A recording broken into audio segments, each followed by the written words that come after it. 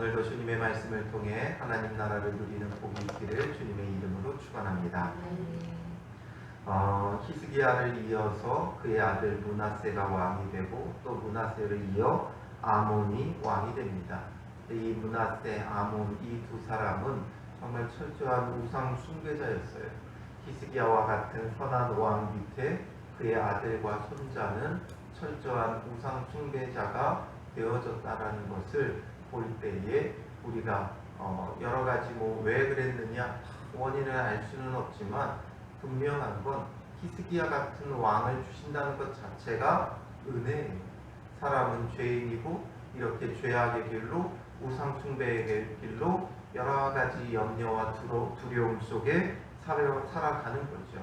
우리도 다 그렇지 않습니까? 같이 이야기를 하다 보면 강하고 담대할 것 같지만 그 마음에 다들 염려하는 게 있고 걱정하는 바들이 있어요.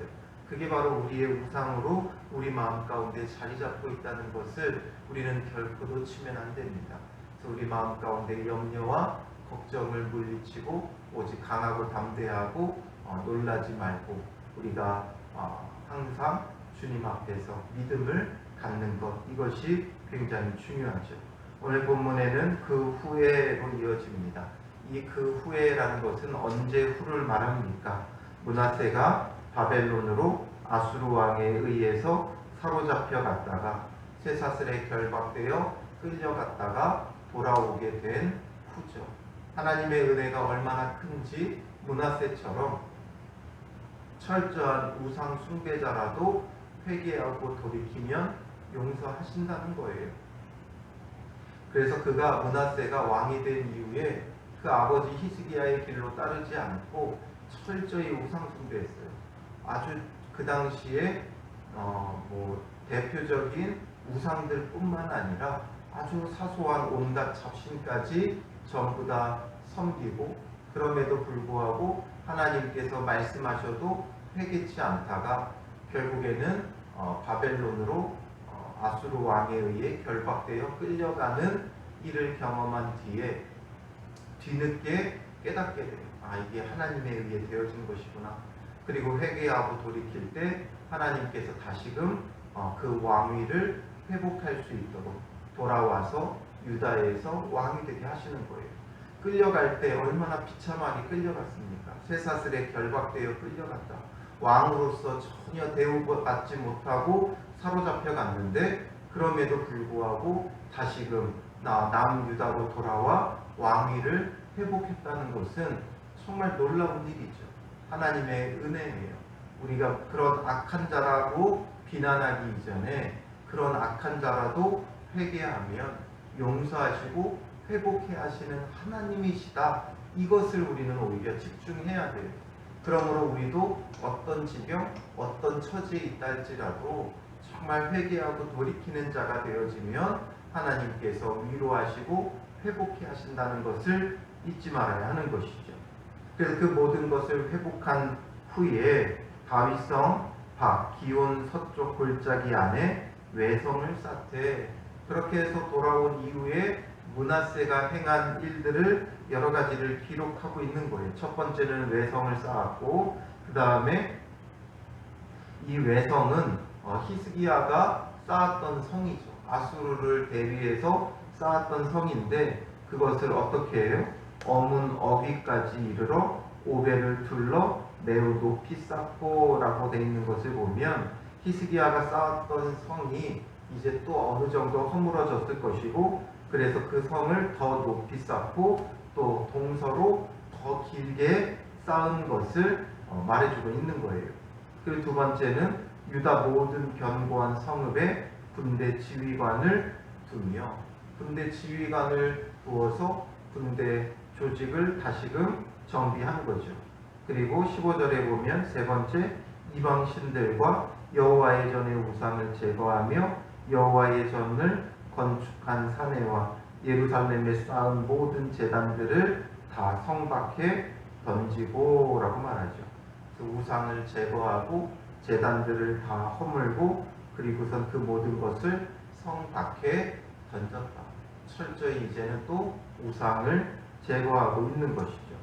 그리고 네 번째로 16절에 보면 여호와의 제단을 보수하고 화목제와 감사제를 그 제단 위에 드리고, 이제 그 제단에서 참되게 하나님 앞에 제사를 드리기 시작한 거예요.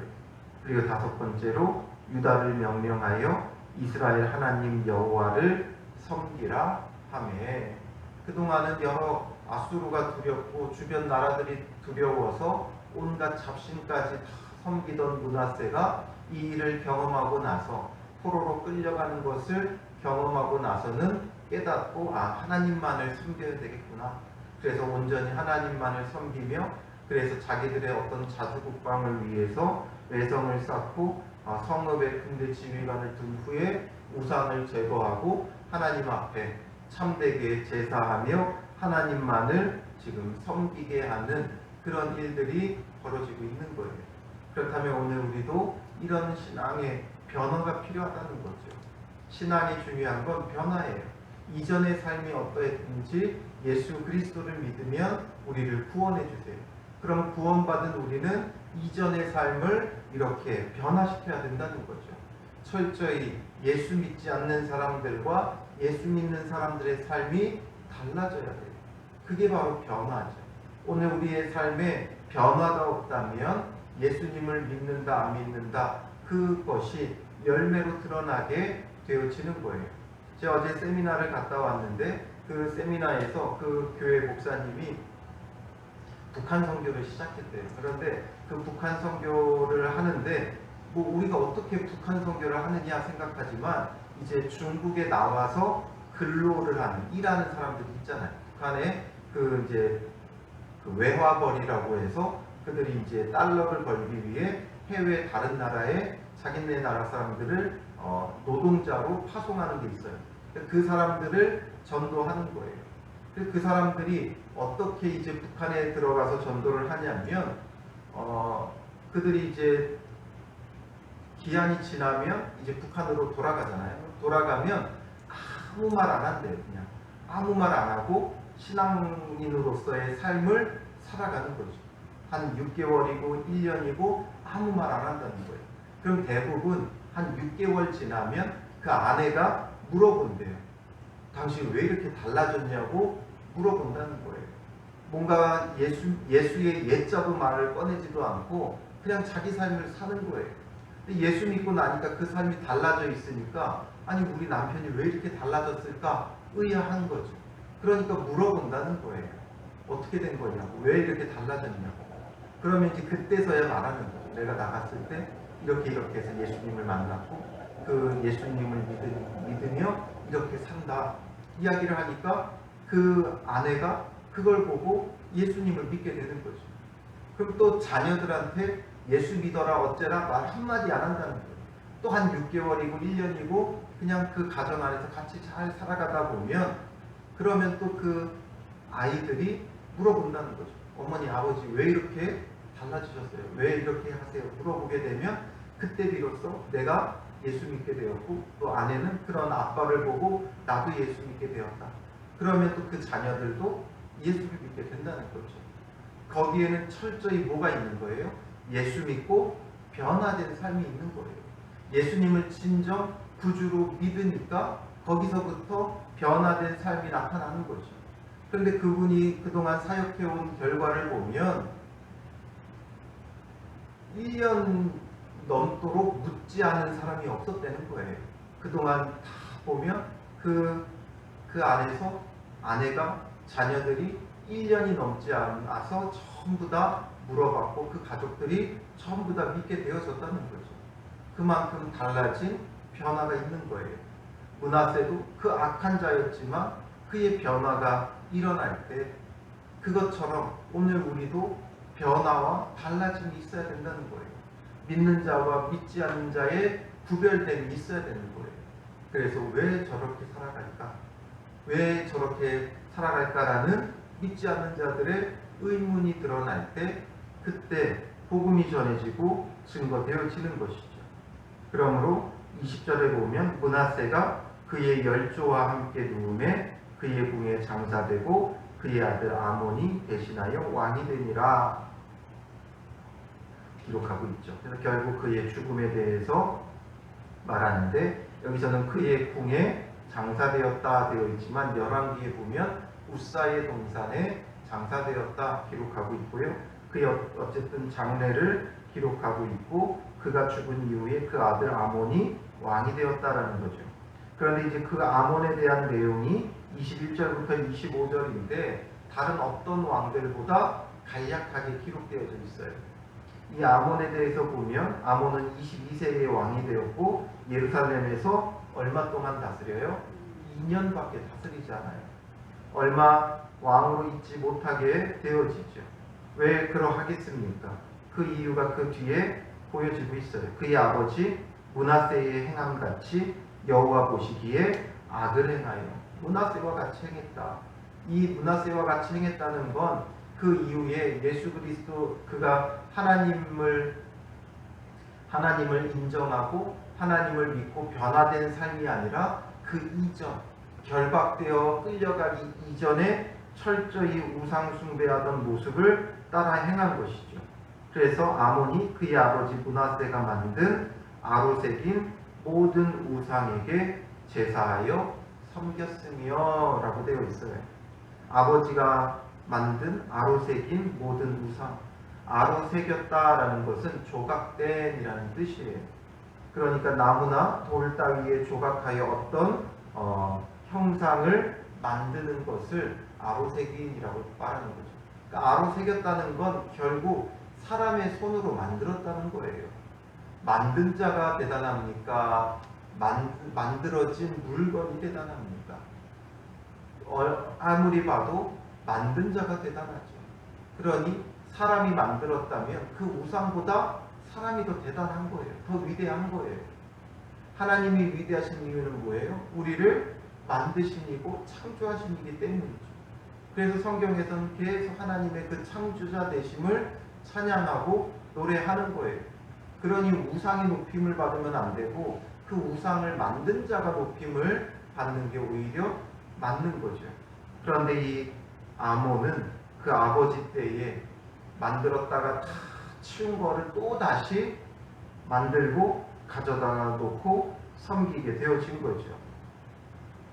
이것을 보면 역사는 결국에는 또 반복이 되어져요. 히스기야가 열심히 청소해 놓은 것 다시 므낫세가 어지럽혔고 뒤늦게 므낫세가 깨닫고 청소해 놨더니 그 아들이 또 다시 어지럽혀 놓는 거예요.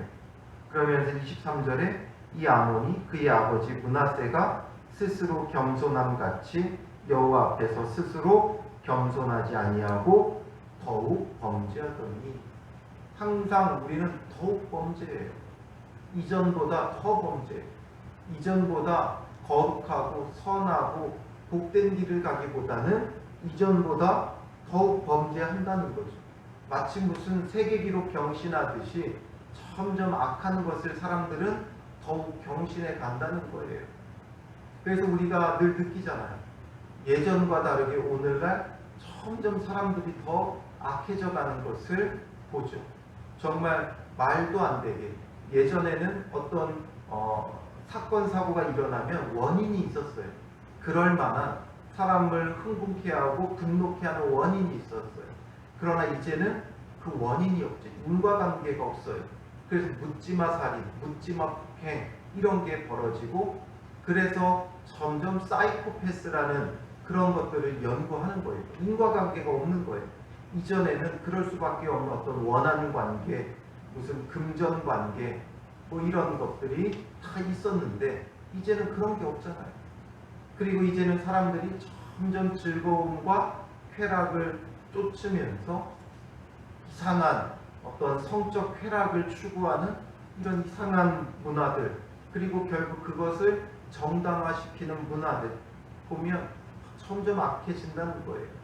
옛날과 다르게 세월이 가면 갈수록 점점 더 악해져가는 시대죠. 그와 같이 아몬도 아버지가 행했던 악한 일들을 본받아서 더욱 범죄하였다라는 것이고 그리고 그 뒤에 아버지가 회개하고 돌이킨 것은 배우지 않았다는 거예요. 그래서 스스로 겸손만 함 같이 여호와 앞에 스스로 겸손하지 아니하고 결국 회개치 않고 돌이키지 않는 것은 뭐라고 그랬어요? 사함을 받지 못하는 죄라 그랬죠.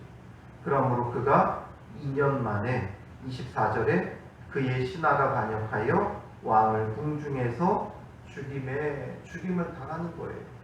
결국에는 다 보아왔잖아요. 하나님이 누구신지를 보아왔잖아요.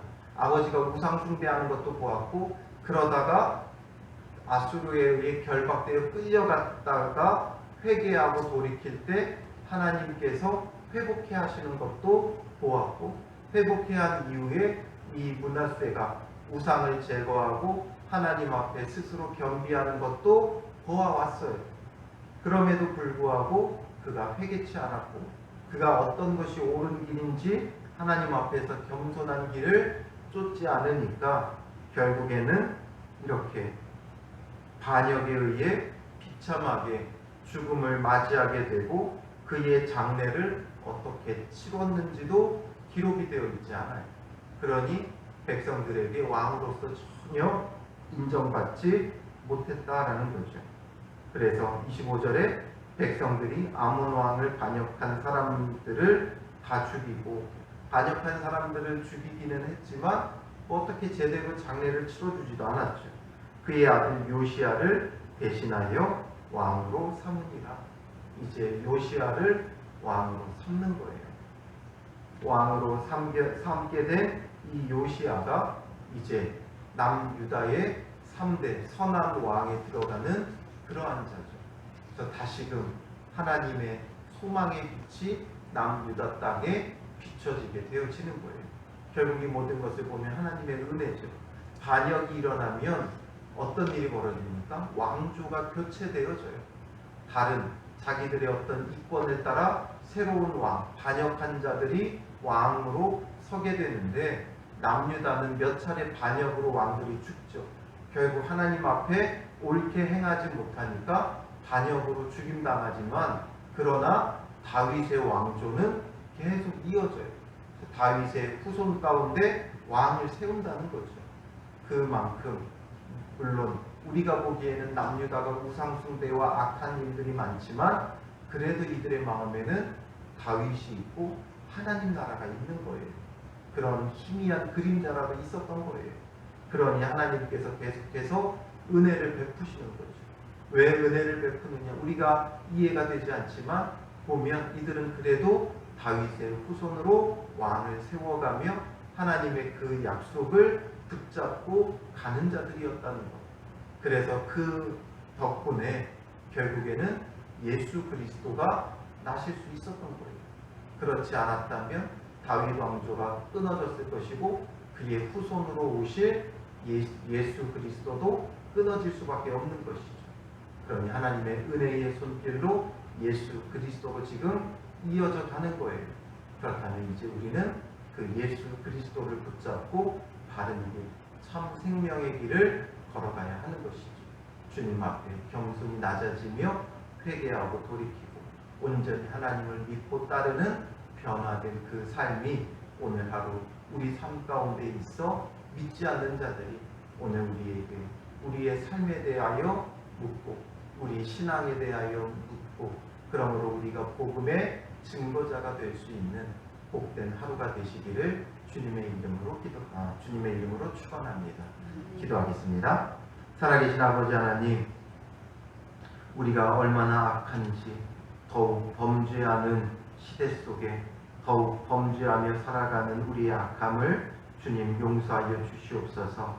주님, 우리가 이제는 죄의 길에서 돌이키게 하여 주시고, 죄 가운데 있을 때 우리가 얼마나 고통스러운 인생을 살아왔는지를 기억하게 하시고, 회개하고 돌이켜 오직 주님만을 믿고 섬기는 자 되게 하여 주시옵소서. 예수 그리스도가 오시기까지 하나님께서 은혜를 베풀어 주셨듯이 오늘 우리에게 그리스도 예수로 말미암아 누리는 은혜와 참 소망이 있게 하여 주셔서 이제는 악한 길에서 돌이키게 하시고, 애써 우리가 정말 우상 숭배의 모습들을 전부 다 제거하게 하여 주시고, 우리 마음 가운데 있는 염려와 걱정과 두려움을 내려놓고 오직 하나님, 참되신 하나님, 우주 만물을 창조하시고 주관하시고 예수 그리스도를 통하여 우리를 구원하기 위하여 섭리하시는 그 하나님의 은혜의 손길을 깨달아 알고 고백하게 하시고 그 하나님만을 찬양하며 변화된 삶을 영위하게 하여 주시고 우리의 삶이 철저히 변화되어 믿지 않는 자들이 우리의 삶에 대하여 우리의 신앙에 대하여 궁금해하며 묻고 우리를 찾아오고 또 우리로 하여금 복음을 전하며 하나님 나라를 이루어가는 은혜가 있게 하여 주시옵소서.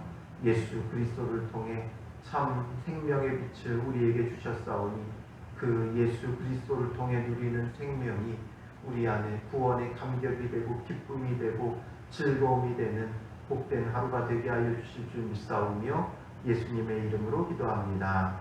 아멘.